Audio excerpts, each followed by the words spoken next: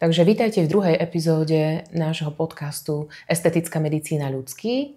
Dnes tu máme našu klientku Martinu, s ktorou sa budeme rozprávať o ďalších možnostiach úpravy jej tváričky a liftingu prostredníctvom regeneratívnej medicíny. Takže čo by ste sa ma chcela opýtať v rámci tejto témy? Čo by sme ešte ďalej mohli upravovať? Chcela by som sa opýtať na zákrok, alebo ako prebieha zákrok Gowri. Čítala som si na vašej stránke, ale chcela by som to vedieť podrobnejšie, čo všetko od toho môžem očakávať a aký to bude mať efekt. Čiže Gowri je vlastne taký tekutý lifting alebo tekuté nite. Ideme tam stimulovať tvorbu kolagénu prostredníctvom polykaprolaktónu, takej kryštalickej rozpustenej sivej tekutinky, ktorú my aplikujeme tesne podkožne. Nie je to bolestivé, lebo vlastne celotvárový lifting tváre, tam budeme na neho potrebovať 2 ml Gowri materiálu, kde jeden entry point urobíme tu na, druhý entry point urobíme nižšie na sisľa a to isté na druhej strane, to znamená, budú to 4 vpichy, takzvané entry pointy, ktorými vstupujeme kanilou. Tie vpichy predtým umrtvujem lidokainom, čiže nebude to pre vás absolútne bolestivé. Tá ihlička, ktorá tam bude trošku širšia, to nebudete cítiť skrz toho lidokainu. Následne vojdem kanilou podkožne, kde sa prebúravam. Toto je zase pre vás takisto bezbolestné, len trošičku budete cítiť nejaké šprtkanie, pretože v tom tuku nemáme toľko nervových zakončení. Nie je to také bolestivé, keď ideme tesne podkožne. Hej, najviac bolí prepich kože. A vlastne tou kanilou ja lúčovito po líčku roznášam materiál vo forme takého kanálika, ako keby som ťahala niť. To isté dole. A ten materiál si tam také nájde svoje miesto. On je veľmi múdry, šikovný ten materiál, že si nájde to také najväčšie problematické miesto v rámci tej tváričky a zároveň ja aj lokálne tam aplikujem. S tým, že urobí tam tú svoju úlohu, že postimuluje ten kolagén, čo teda vy pozorujete ako vypnutie celej tej tváričky, napnutie kože, zjemnenie tých jemných vrások, celá tá tvárička sa vám ako keby napne. Hej, a to robí ten liftingový efekt, že my zmršťujeme tú kožu. Tá koža bude ako keby tuchšia. Znížime laxitu kože, keď sú také tie ovisnuté podbradečky. Áno. Tak toto je super vidieť na tom ten efekt Gowri, ako krásne to napne, ako to stiahne. Hej? A toto my vlastne, jediné, čo tam je nepríjemné na tom, je to, že vás to bude trošku štípkať a vtedy stále, keď klientke dojdem na ten konečný bod, tak hovorím štípe, ťaháme to von. Hej? Stále len to štípkanie do tých 5 minút to doštípe, to je všetko, čo po Gowri pociťujete. Môže tam byť opuch, ale s tým treba rátať ako ten taký vedľajší efekt, ale ten vedľajší efekt je nie, že nežiadaný, je žiadaný. Lebo v princípe čím väčší opuch, tým lepší efekt. Hej, napríklad teraz mojej sestričke sme to pichali, ona bola mega opuchnutá na 8. deň, že na oči pomaly nevidela, ale to je predikcia, že ona sa z toho teší, lebo to je predikcia toho, že bude mať perfektný efekt, lebo už predtým, čo sme pichali klientky, tak mali vďaka tomu perfektný efekt, že čím väčší opuch, tým viac ono vám nastimuluje to tkanivo. Čiže my vieme, že v tom organizme to vyvolalo dostatočne veľkú odozvu na to, aby nastúpil rýchly a výborný efekt. To neznamená, že klientky, ktoré nemajú opuch, nebudú mať efekt. A napríklad ja som mala Gowri pred rokom, na školení si so mňou robili obeť, hej, testovali sme, a ja som si to chcela vytestovať predtým, než to začnem ponúkať svojim klientom, lebo to ja rada si vytestujem, kým niečo dávam do obehu, aby som nenúkala niečo, o čom neviem nič, hej, ale si to rada vytestujeme sama na sebe a na svojich obetiach z okolia sestričkách, hej, oni už sú zvyknuté. Takže mne to napríklad neopuchlo a ja som mala taký plný až po 3 mesiacoch. Ale mala som prepady na spánkoch a už mám to krásne rovné, zahladené vlastným tkanivom, bez potreby nejakej výplne, ktorá to je tá nevýhoda tej kyseliny hyaluronovej, ako u vás sme ju teraz použili, lebo prvá pomoc. A ona tam 2 roky na tej kosti hlboko podrží, tie 2 roky budete mať ten efekt, ale my tie 2 roky potrebujeme využiť na to, presne na to Gowri a na iné metódy regeneratívnej medicíny, ktoré stimulujú tkanivo, aby sme nakopli vaše vlastné procesy, aby my sme tam medzi tým urobili to, že vám tam rastie ten kolagén, ktorý to drží. Lebo kyselina hyaluronová je len taký pasívny vankúšik, ktorý sa počase strebe a sme tam, kde sme boli v úvodzovkách, ale rýchla pomoc, taká prvá pomoc, záchrana. Ale medzi tým my potrebujeme, aby narástol kolagén, aby krásne tam bola taká znútra kože, taká sieťka, ktorá vám urobí oporu tej koše, také lešenie znútra, ja to tak prirovnávam, hej, čiže toto vám urobí pevnosť. Hej? Čiže v tom je super kombinovať klasickú estetickú medicínu a regeneratívnu medicínu. Chcete sa ešte niečo ohľadom toho opýtať ďalšie? No, bolo to vyčerpávajúce a zároveň to bolo zase motivujúce. Ako určite sa podrobím aj tomuto zákroku, keďže následne na tú kyselinu hyraluronovú nadväzuje. Áno. A chcem si udržať mladší výraz teda tváre, jak sa hovorí, o 10 rokov byť mladšia. Bojujeme s tým ako každá. Presne. Ale ešte som sa vás chcela opýtať na zákrok lipolíza. Je veľmi zaujímavý a chcel by som vedieť, ako to prebieha a čo všetko od toho môžem očakávať. Áno. My sme hovorili o tom spodnom brúšku. Nadsekciová sadlina, jak ja to volám, a ja ju mám. Hej. Ja si to chcem rozpustiť, ale furt nie je na mňa čas, bo obuvníkové deti chodia bose klasicky.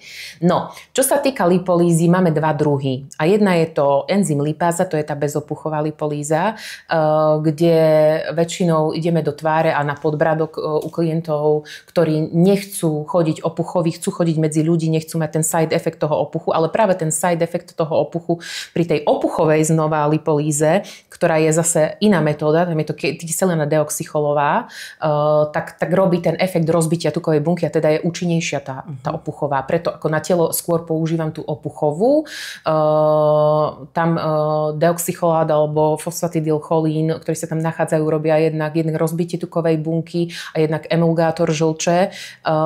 Tam je, čiže ako keby si predstavte, že tá tuková bunka sa rozbije, vyplaví sa z organizmu. Reálne efekty s tou opuchovou to používam, ja neviem, na triceps, hej, tu na ovisnutý tučík, alebo to používam boky, zadok, stehna, brucho. Tak tam je pri bruchu 3 až 4 cm úbytok na jedno sedenie. Teraz máme ako perfektné efekty s poslednými klientkami.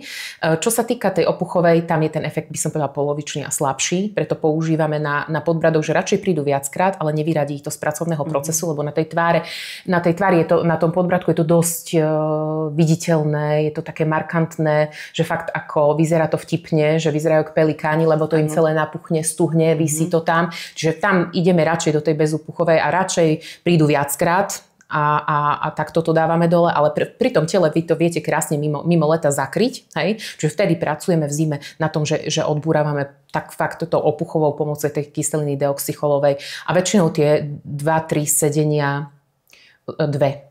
sedenia zopakujeme, a aby to bol postačujúci efekt podľa toho, že aký tam je ten tukový previs. Ale fakt toto treba chápať ako rozpúšťanie tých kritických partií, že samozrejme, keď mi tu príde obézna klientka, nebudeme jej to celotelovo píchať, hej. Vy ste celá štíhúčka, máte len kritickú nejakú partiu, ktorú ťažko schudnúť, ja to viem podľa seba a často mi tu chodia presne ženy s týmito nadsekciovými prevismi tuku, kde to brušné svalstvo je slabé a neumožňuje im dobre cvičiť na to a nevedia z toho schudnúť, tak vtedy práve presne na tieto kritické partie je najlepším riešením tá lipolíza. Alebo potom liposukcia, len to už je náročnejší zákrok. Vy ste zvažovala, že by ste podstúpila aj operačné odsatie tuku, teda tú liposukciu? Myslím si, že až do takých invazívnych zákrokov som nechcela, lebo nikdy neviem, ako to vôbec dopadne a prebieha k tomu celá tortúra, vyšetrenie. A toto nie. Toto je taký rýchly áno. A viditeľný efekt. Hej. Takže to ma zaujalo a chcela Viete si odbehnúť z práce. Odbehnúť, áno. Takže toto ma zaujalo. Tieto dve boli pre mňa také, že som to chcela bližšie vedieť, vysvetliť a asi budem zvažovať o týchto procedúrach, ktoré ste mi teraz povedali. Určite aj to Gowri, aj tá lipolíza je pre mňa zaujímavá, keďže jak som spomínala, že som v menopauze a už ten boj nielen s hormónmi, ale aj s kilami, aj so všetkým je veľmi náročný. A keďže táto medicína estetická ide milovými krokmi dopredu, tak len sa teším z toho, že ponúkate tento zákrok aj jeden, aj druhý. Tak sa budem tešiť a určite sa ešte uvidíme. A chcela by ste sa ešte niečo opýtať, čo vás zaujalo na mojej stránke alebo celkovo ohľadom estetickej medicíny? Čoho princíp úplne nechápete a chcela by ste sa dostať do nejakých tých zákulisných tajov toho procesu? Každý jeden zákrok má nejaké plusy a mínusy. A každá jedna, keď prídeme na estetickú kliniku, tak prídeme s obavami.